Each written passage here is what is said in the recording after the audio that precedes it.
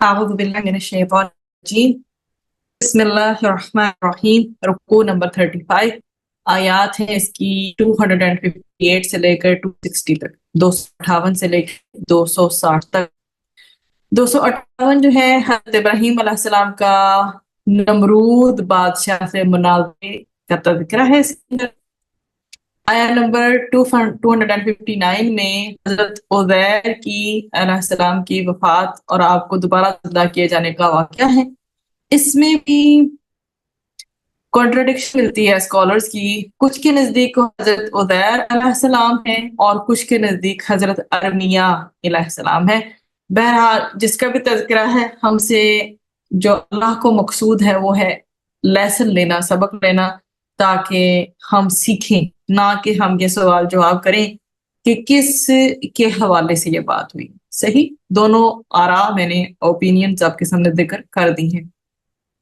اس کے بعد ہمارے پاس آیا نمبر 260 ہے، حضرت ابراہیم علیہ السلام اور 4 پرندوں کو زندہ کیا جانے کا واقعہ ہے، اور اس میں بھی بہت زیادہ لرننگ ہے کہ اگر اخلاص پر مبنی اللہ سے کوئی سوال کیا جائے تو اللہ کے لیے کیا مشکل ہے اس کا جواب اور حق الیقین عطا کرنا۔ ایک ہوتا ہے آپ اپنی جو ہے آنکھوں سے دیکھتے ہیں، وہ عین الیقین ہے، ایک کسی یقین کے اوپر آپ پختہ ہو جاتے ہیں کہ ہاں جی ایسا ہی ہوا ہے، تو وہ حق الیقین ہے۔ تو حضرت ابراہیم علیہ السلام کو شک نہیں تھا اللہ سبحانہ و تعالیٰ کی کریشن پر یا ان چیزوں پر، نہیں، حق ان کو بالکل بھی شک نہیں تھا، لیکن وہ اپنے دل کی تقویت کے لیے یا پختگی کے لیے جو ہے وہ ان چیزوں کو ٹٹولنا چاہتے تھے کہ اللہ سبحانہ و تعالیٰ کیسے کسی چیز کو دوبارہ سے زندہ کرتا ہے، اور اللہ سبحانہ و تعالیٰ نے کیسے اپنے پیارے حضرت ابراہیم علیہ السلام جو خلیل اللہ تھے ان کی بات کو سنا اور اس چیز کو ایکسپلین کیا ان کے سامنے۔ چلیں جی آگے بڑھتے ہیں۔ یہ جی آپ کے سامنے آیا نمبر 258 ہے، علم کیا نہیں ترا آپ نے دیکھا الذی طرف اس کے جس نے حاجہ جھگڑا کیا ابراہیم علیہ السلام سے، فی ربہ اس کے رب کے بارے میں، ان کے آتاہ عطا کی اسے اللہ نے الملک بادشاہ، اذ جب قال کہا ابراہیم علیہ السلام نے، ربی میرا رب، الذی وہ ہے جو یحیی زندہ کرتا ہے، ویمیت اور وہ موت دیتا ہے، قال اس نے کہا انا میں احیی میں زندہ کرتا ہوں، وامیت اور میں موت دیتا ہوں، قال کہا ابراہیم علیہ السلام نے، فَإِنَّ پس بے شک اللہ یأتی لاتا ہے، بالشمسی سورج کو، من المشرق مشرق سے، فأتی پس تم لے آؤ، بہا اسے، من المغربی مغرب سے، فبہتا پس مبہوت رہ گیا، مطلب حیران رہ گیا، بہت زیادہ سرپرائز ہو گیا۔ صحیح، جیسے کوئی اچانک اتنا سرپرائز ہو کہ اس کے چہرے نظر آ جائے، بہت زیادہ سرپرائز اور حیران رہے، کسی کو چونکا دینے والی بات ہوتی ہے نا، ایسی والی بات، تو وہ ایسا ہوگی، ایسی صورتحال ہو گئی اس کی۔ الذی وہ جس نے کفرا کفر کیا تھا، تو آپ کو یہ کفارا تعالی کے وزن پر مل رہا ہے، 3 زبریں ہیں، اس نے کفر کیا، تو یہاں پہ چونکہ سینٹینس اس طرح سے آ رہا ہے، ہم اس کو ایسے دیکھ رہے، کفارا کفر کیا تھا، واللہ اور اللہ لا نہیں یہدی وہ ہدایت دیتا، القوم الظالمین ان لوگوں کو، الظالم جو ظالم ہیں۔ ٹھیک، تو یہ جی ہماری آیت ہو گئی۔ اب اس کو دیکھ لیتے بامحاورہ ترجمہ۔ کیا تو نے اس شخص کو نہیں دیکھا جس نے ابراہیم علیہ السلام سے اس کے رب کی جو بارے میں یا بابت جھگڑا کیا، اس لیے کہ اللہ نے اسے سلطنت دی تھی۔ جب ابراہیم علیہ السلام نے کہا کہ میرا رب وہ ہے جو زندہ کرتا ہے اور مارتا ہے، اس نے کہا میں بھی زندہ کرتا ہوں، مارتا ہوں، تو کہا ابراہیم علیہ السلام نے بے شک اللہ تعالیٰ سورج مشرق سے لاتا ہے، تو پھر اگر تم کچھ کر سکتے ہو تو اسے مغرب سے لے آؤ، مطلب اللہ سبحانہ و تعالیٰ کے کام کے اپوزٹ کر کے دکھاؤ نا، تو تب اس وجہ سے وہ کافر جو ہے وہ حیران رہ گیا، کمپلیٹلی سرپرائز ہو گیا، چونک گیا، اور اللہ جو ہے وہ بے انصافوں کو سیدھی راہ نہیں دکھاتا۔ جو لوگ خود عدل پہ نہیں ہوتے، ظلم ہی کرتے ہیں، تو انہیں سیدھی راہ نصیب بھی نہیں ہوتی۔ تو چلیں جی بڑھتے ہیں اس کی طرف۔ اب سب سے پہلے یہ دیکھیے کہ علم ترا، چونکہ یہ پورا واقعہ ہے، اب بار بار ساری آیت پڑھنے کا تو کوئی وہ نہیں ہے، لیکن میں آپ کو بتاتی ہوں علم ترا سے لے کر فی ربی تک، ٹھیک ہے، پہلے یہاں تک دیکھتے ہیں۔ اس میں کیا ذکر کیا گیا ہے کہ کیا آپ نے اس کو نہیں دیکھا؟ اسی طرح کا اسلوب آپ کو سورۃ الفیل میں بھی ملے گا، علم ترا، سیم، ٹھیک ہے، سیم اسلوب ہے جو آپ کو سورۃ الفیل میں ملے گا، اور اس میں اللہ سبحانہ وتعالیٰ کیا فرما رہی ہیں، کیونکہ اللہ سبحانہ وتعالیٰ نے ابابیل بھیجے تھے، وہاں پر بھی کیسے ہے، علم ترا کیف فعل ربک باصحاب الفیل، ٹھیک ہے، کیا نہیں آپ نے دیکھا کس طرح آپ کے رب نے کیا کیا ہے ہاتھی والوں کے ساتھ، ٹھیک ہے۔ تو یہ والی چیزیں، یہی سیم اسلوب ہے، علم ترا کوشچن ہے، اور مخاطب کر کے بہت زیادہ کیا جا رہا ہے، اٹریکٹ کیا جا رہا ہے کہ بات اگلا بندہ سنے، دلچسپی لے۔ کیا آپ نے نہیں دیکھا اس شخص کی طرف، ٹھیک ہے، یا آپ نے اس کو نہیں دیکھا جس نے ابراہیم علیہ السلام سے اس کے رب کے بارے میں کیا کیا ہے، جھگڑا کیا ہے۔ ہاں جیم جیم سے جو ہے مراد، پیچھے آپ دیکھیں، ہاں جیم جیم مراد کیا ہے، جھگڑا کرنا ہے۔ کیا آپ نے نہیں دیکھا اس شخص کی طرف، اللہ دی اس کی بات کی جا رہی ہے نا، جس نے حضرت ابراہیم علیہ السلام سے کیا کیا ہے، جھگڑا کیا ہے۔ اور جھگڑا کرنے والے کا جو نام ہمیں ملتا ہے وہ کیا ہے، بادشاہ کا نام ہے، اور وہ نمرود بن کنعان بن سام بن نوح جو ہے اس کا نام ہمیں ملتا ہے۔ تو کس بارے میں کیا ہوا تھا، اللہ تعالیٰ کے حوالے سے، ٹھیک ہے، کہ آپ نے نہیں دیکھا اس کے جس نے جھگڑا کیا ابراہیم علیہ السلام سے، اس کے رب کے بارے میں، ان آتاہ اللہ الملک، کہ عطا کی اسے اللہ نے بادشاہت۔ تو نمرود نے سیدنا ابراہیم علیہ السلام سے رب کے بارے میں جھگڑا کیا، اور اس وجہ سے کیا تھا کہ اللہ تعالیٰ نے اسے حکومت دے رکھی تھی، حکومت پا کر اس سرکشی آ گئی تھی، جس کی وجہ سے اس نے جھگڑا کیا۔ اب جو قدیم بادشاہ لوگوں کو یہ یقین دلا کر ان پہ حکومت کیا کرتے تھے کہ وہ خدا کا انسانی پیکر ہے، ایسا سمبل ہے۔ اب نمرود کی جو قوم ہے وہ سورج کو دیوتاؤں کا سردار مانتی تھی اور اس کی پوجا کرتی تھی۔ نمرود نے کہا کہ وہ سورج دیوتا کا جو ایک طرح سے اوتار ہے، اس کی جیسے وہ گلمپس ہیں، اس کی ریفلیکشن سمجھ لیں، اس لیے وہ لوگوں پر حکومت کرنے کا خدائی حق رکھتا ہے، اپنا وہ رائٹ سمجھتا کہ اللہ تعالیٰ نے اسے حکومت دی تھی۔ یہ کہہ کر توجہ ہماری کس طرف دلائی جا رہی کہ بادشاہ اللہ تعالیٰ کے غلام ہوتے ہیں۔ جو واقعی میں عدل و انصاف والا بادشاہ ہوگا نا، وہ ایسا نہیں ہوگا کہ وہ اکڑ اکڑ کے لوگوں کے بیچ میں اپنی جو ہے اس کو روب کو شو کرے کہ میں بادشاہ ہوں، میں حکمران ہوں، میں یہ ہوں، میں وہ ہوں، اور لوگوں کی تذلیل کرے۔ نہیں، سب سے پہلے تو وہ رب کا شکر گزار ہوگا، اور پھر دوسری بات ہے وہ عاجز ہوگا، جو صحیح معنی میں حکمران ہوگا۔ ہمارے سامنے نبی کریم صلی اللہ علیہ وسلم کی پرسنالٹی ہے نا، ان سے بڑھ کے کس کی پرسنالٹی ہوگی؟ تو بادشاہ اس لیے، بادشاہت یا کنگڈم کسی کو اس لیے نہیں ملتی کہ لوگوں کو اپنا غلام بنا لے، ان کو اپنا سلیب بنا لے، اور ان سے اپنے بنائے ہوئے قوانین کی پابندی کروائے، ٹھیک ہے۔ بادشاہت کی وجہ سے شکر گزاری کا رویہ اختیار کرنا چاہیے، لیکن اس نے سرکشی اور کفر کا رویہ اختیار کیا تھا۔ ایک مدت تک بادشاہت کرنے کی وجہ سے وہ کبر اور غرور میں مبتلا ہو گیا تھا، اور شیطان نے اس کے دل میں یہ خیال بٹھا دیا تھا کہ وہی لوگوں کا رب ہے۔ شیطان جب گمراہ کرنے پہ آتا ہے تو اس نے تو حضرت آدم علیہ السلام کو نہیں بخشا، یہ تو پھر کفر پہ جو ہے ڈٹا ہوا ایک بادشاہ ہے۔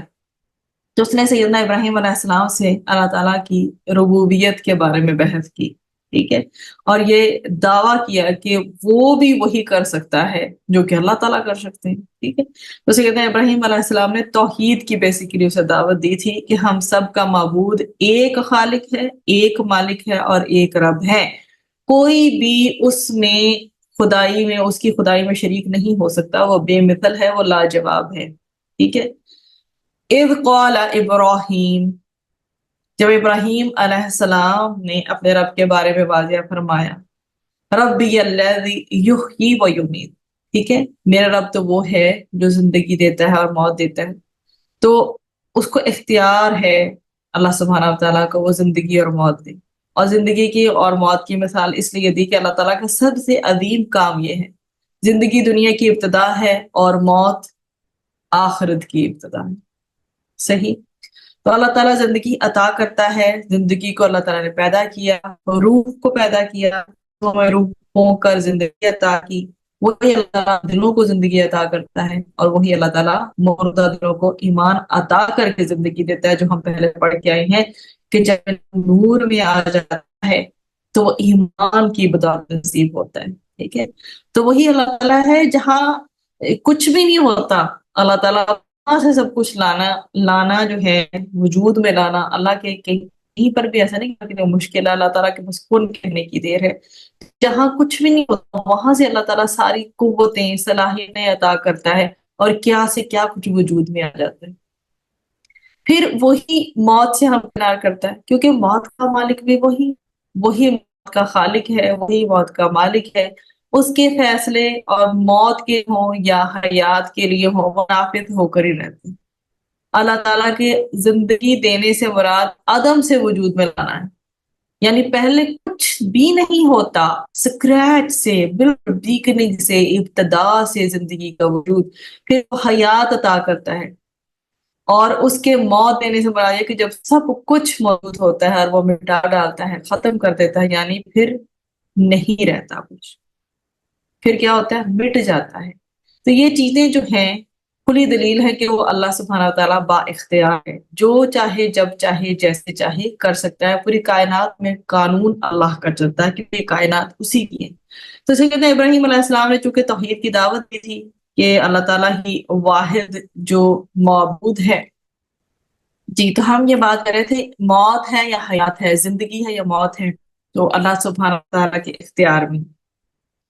अब उसने चूंकि अपने आप को रब समझा, तो उसने आगे से ये कहा कि कौला, उसने कहा। अब ये देखिए, ये फेल माजी मारूफ है, पहला सीगा कौला कौला कौलू, ठीक है, और इसमें भी बीच में अलिफ आ गया, तो यहाँ पे आपको दो जबरें शो हो रही, ठीक। अदरवाइज आपने काफा में देखा तो वहाँ तीन जबरें थी। तो कौला, उसने कहा, अना, मैं, उही, मैं जिंदा करता हूँ, व उम्मीद, और मैं मौत देता हूँ।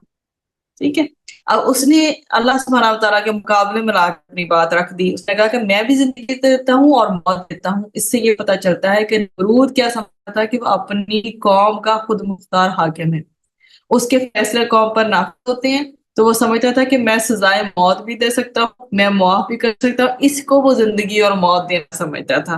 तो समझता था कि गोया वो रब है, तो उसको उसकी वैसे ही परस्तिश की जाए। और इसमें हमें फिर हदीस मिलती है सैयदना इब्न अब्बास रदियल्लाहु अन्हु की रिवायत है कि उसने उसी मजलिस में दो कैदी मंगवाए, एक को कत्ल कर दिया और दूसरे को छोड़ दिया। वो मौत और जिंदगी के राज के बारे में शुबा में था, मतलब कि उसको नहीं मालूम कि जब सांसें चल रही हैं तो इंसान जिंदा है, जब सांसें खत्म तो इंसान खत्म। तो उसने अपनी तरफ से ये जो है तासुर कायम किया कि जी मैं भी मौत और जिंदगी देता हूँ। तो आगे से फिर कौला इब्राहीम, इब्राहीम अलैहिस्सलाम ने इस कॉन्वर्सेशन में से फिर क्या कहा, फ़इन्ना, पस बेशक, अल्लाह, अल्लाह, यअती, लाता है, बिशम्सी, सूरज को, मिनल मशरिकी, मशरिक से, फ़अती, पस तुम ले आओ, बिहा, इसे, मिनल मगरिबी, मगरिब से। इस मुतालबे पर तो वो हैरान रह गया। इंशाअल्लाह वल अजीज, ये जो है मैं आपको मुकालमा भी जरूर पढ़ाऊंगी अरबिक में, जब आएगा तो आपको बहुत अच्छा लगेगा। यहाँ पर तो आए हैं लेकिन ये सारी कॉन्वर्सेशन उसमें मौजूद है।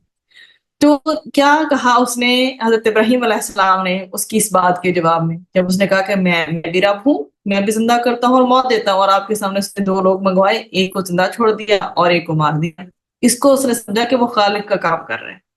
तो इब्राहीम अलैहिस्सलाम ने कहा कि अच्छा ठीक है, तुम हो एनेबल हो, इतने इनफ जो है तुम्हारे अंदर कैपेसिटी है, तुम इतने काबिल हो, ठीक है, तो फिर ऐसा करो कि तुम सूरज को मशरिक से लाने की बजाय मगरिब से ले आओ, क्योंकि अल्लाह ताला का तो काम है ना कि अल्लाह ताला तो रोज ही सूरज को जो है मशरिक से लाते हैं, ठीक। تم ایسا کرو، تم ایسے اسے مغرب سے لے آؤ، اور یہ بات وہ ایکسپیکٹ نہیں کرتا تھا، بس وہ حیران کمپلیٹلی سرپرائز ہو کے رہ گیا۔ تو سیدنا ابراہیم علیہ السلام نے اسے دلیل دی کہ جو رب موت اور حیات پہ، زندگی اور موت پہ قادر ہے، تو وہ تصرف رکھتا ہے ہر چیز کا، وہ ذروں سے پیدا کرتا ہے چیزوں کو، ان کی موومنٹس کا اللہ سبحانہ و تعالی جو ہے وہ ان کی موومنٹس کو قائم کرتا ہے۔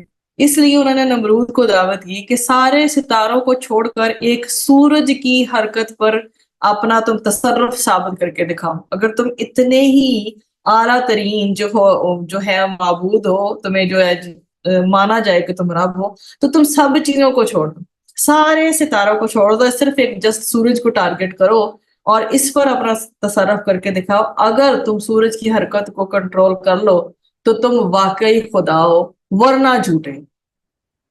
تو اس دلیل پر جو ہے وہ نمرود کمپلیٹلی حیران آ گیا، اس کے پاس اس دلیل کا کوئی توڑ موجود نہیں تھا، اس طرح سے اس پر حجت قائم ہو گئی۔ ہماری نہیں آنکھ، آپ یہ دیکھیے، روز دیکھتی ہے ایسے نظارے۔ آپ کو، مجھے، ہمیں یہ سوچنا چاہیے اللہ تعالیٰ کے دن اور رات کے نظام میں ڈیلے نہیں ہوتا۔ آج کل دیکھیں بچے چھٹی پر ہیں تو ہماری روٹین کیسے ڈسٹرب ہوگی، ہے نا؟ رات کو دیر سے سونا، صبح دیر سے اٹھنا، سو اینڈ سو آن، اور بھی چیزیں، پھر ناشتے late, lunch late, dinner late, each and ایوری تھنگ۔ لیکن اللہ سبحانہ و تعالیٰ کی نظام کو آپ دیکھیں، اس میں تسلسل ہے، کنٹینیوٹی ہے، سیکوینس میں ہے سب۔ ہماری زندگی میں وہ نظم و ضبط نہیں ہے، لیکن سیکھنا ضرور چاہیے ہم سب کو۔ تو اللہ کے نظام میں کہیں کوئی خلل نہیں آتا، نہ روٹین بدلتی۔ تو کائنات کی گواہی انسان کی فطرت کو بیسیکلی اپیل کرتی ہے، بلاتی ہے اپنی طرف۔ سیدنا ابراہیم علیہ السلام نے فطرت انسانی کا ہاتھ پکڑ کر چیلنج کیا تو نمرود کے پاس پھر کوئی جواب نہیں تھا۔ سیدنا ابراہیم علیہ السلام کے لیے نمرود حریف نہیں تھا، اس لیے وہ چاہتے تھے کہ ایسی دلیل دیں جو اس کے دل کو اپیل کرے، اسی وجہ سے انہوں نے دل لگتی دلیل کا جو ہے وہ انتخاب کیا تھا۔ پھر اس کے بعد کیا؟ فَبُہِتَ الَّذِي کفر، تو وہ حیران رہ گیا، کون؟ جس نے کفر کیا تھا۔ جب سیدنا ابراہیم علیہ السلام کا دیا ہوا چیلنج سامنے آیا تو حق واضح ہو گیا، اب انکار کی گنجائش نہیں تھی۔ چاہیے تو اس کو یہ تھا کہ وہ ایمان لے آتا، لیکن اس نے انکار کیا اور کافرانہ رویہ اختیار کیا۔ کافر تکبر میں مبتلا ہوتا ہے، جس کی وجہ سے وہ حق کی طرف نہیں آ پاتا، وہ حیران اور پریشان ہو جاتا ہے۔ پھر انسان ایسی سچویشن میں اسے کچھ نہیں سوچتا کہ وہ کیا کرے کیا نہ کرے۔ جب ایسا انسان جو سالڈ نہیں ہوتا، جس کی دلائل سالڈ نہیں ہوتے، بس وہ ایک ہلکے سے جھونکے سے متاثر ہو جاتا ہے، تو ایسے پرسن کی یہی پھر کیفیت ہوتی ہے کہ کیا کرے اور کیا نہ کرے، کمپلیٹلی کنفیوزڈ پرسنالٹی ہوتی ہے۔ حالانکہ اللہ کا نظام تو بہت بہت منظم ہے، بہت ڈسپلنڈ ہے۔ اللہ تعالیٰ کو ایسے تو کوئی للکار بھی نہیں سکتا، ٹھیک ہے؟ اور وہ جو ہے اللہ تعالیٰ کی پیدا کی ہوئی چیزوں پہ صرف ایک کنگڈم ملنے کی وجہ سے اکڑ گیا تھا۔ اینی ویز، یہی کیفیت اس سے کی تھی کہ اس سے پھر کوئی جواب نہیں ملا حضرت ابراہیم علیہ السلام کو، اور ایک طرح سے تو وہ مغلوب ہی ہو گئے۔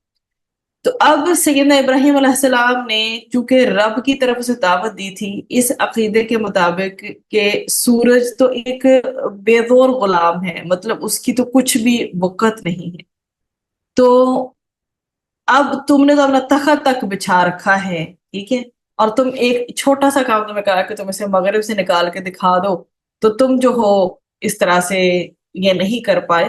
تو اس وجہ سے یہ ثابت ہو گئی یہ بات کہ وہ سیدنا ابراہیم علیہ السلام کا وہ دشمن تھا، کیونکہ وہ ایک دم چونک گیا، اس کوشچن کو وہ ان سے ایکسپیکٹ نہیں کرتا تھا۔ تو آپ کو پتا ہے کہ جب ایک انسان کچھ نہ کر سکے تو پھر صرف جذبات کے ہاتھوں آ کے دوسرے کے ساتھ کیا دشمنی ہی اختیار کر سکتا ہے، صحیح؟ اور ویسے ہی حضرت ابراہیم علیہ السلام تو توحید کو فالو کرنے والے تھے، اللہ کو فالو کرنے والے تھے، اور یہ کفر کو فالو کرنے والا تھا۔ تو انبیاء علیہ السلام سوالوں کا تسلی بخش جواب دیتے ہیں جب بھی کبھی مناظرے ہوتے ہیں، چاہے حضرت موسیٰ علیہ السلام کا مناظرہ ہوا فرعون کے ساتھ، ٹھیک ہے، اور چاہے اس کا مناظرہ ہوا نمرود کے ساتھ، حضرت ابراہیم علیہ السلام کا مناظرہ ہوا نمرود کے ساتھ، لیکن آپ کو کانورسیشن اور انداز سب سمجھ آ گیا کہ نبی کا انداز کتنا سالڈ ہوتا ہے اور وہ باقاعدہ فطرت انسانی کو ڈیل کرتے ہیں اور حکمت کے ساتھ بات کرتے ہیں، اور ساری کائنات میں جو کوئی چیز ایسی ہوتی ہے جس کو وہ ایز اے دلیل پیش کر سکیں، اسی کے حوالے سے جو ہے للکارتے ہیں، بات کرتے ہیں اور حجت تمام کرتے ہیں۔